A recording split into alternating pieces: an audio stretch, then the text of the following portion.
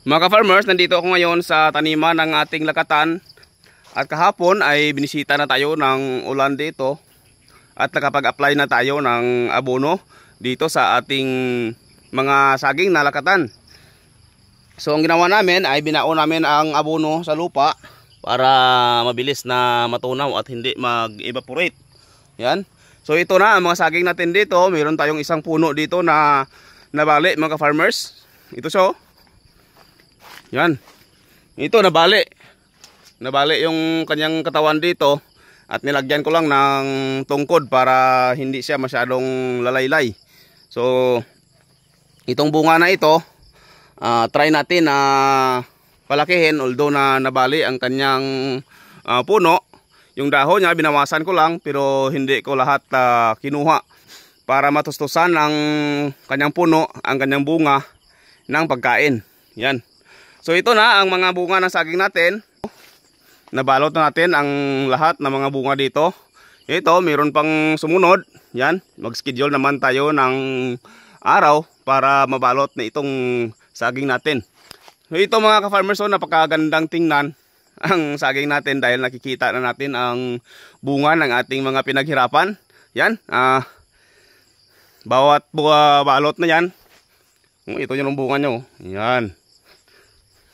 So yan, bawat balot na yan, sigurado na pira na yan mga ka-farmers kapag na-harvest natin. So expected na first harvest natin dito mga ka-farmers ay nasa June 15. Kasi yung unang bunga dito ay katapusan ng April natin na nabalot. So ito yung bunga nyo. Yan, yan yung mga bunga nyo. Ito yung mga naunang bunga mga ka-farmers. So pasalamat tayo mga ka-farmers dahil nabiyayaan na tayo ng ulan dito. Kahit isang beses lang nakapag-abono tayo at nakapag-spray tayo ng ating foliar na Growers Bet 1000 plus. Ito ang epekto sa saging natin ng ating foliar fertilizer. Napakaganda ng epekto mga ka-farmers. Although nabugbog sa init itong saging natin ay nagawa nating pabungahin dahil sa tulong ng Growers Bet 1000 plus foliar fertilizer. So ito, meron pa tayong dalawang buwig dito na kailangan balutin sa susunod na araw. Yan. Update nga pala sa presyo ng lakatan dito mga ka-farmers sa area namin. Dito sa area namin sa Iloilo, nasa 60 pesos hanggang 70 pesos ang isang kilo. So bawing-bawi tayo mga ka-farmers kapag napag-harvest na tayo.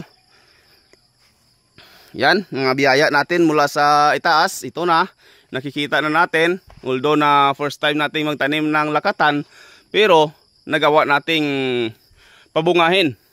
So sa mga eksperto na nagtulong sa akin, sa mga suggestions ninyo, sa mga advice ninyo, maraming salamat. Dahil kung hindi dahil sa mga advices ninyo ay hindi natin nagawang na pabungahin itong lakatan natin. So dahil first time natin, huwag tayong mahiya na magtanong-tanong dahil sa pamagitan ng pagtatanong mga ka-farmers ay natututo tayo. And of course sa mga kamalian na mga nagagawa natin, sa mga lapses natin dito, yan ang ginagawa nating yan ang kinukunan natin ng kaalaman, o yung sabi nila, experience is the best teacher. Yan.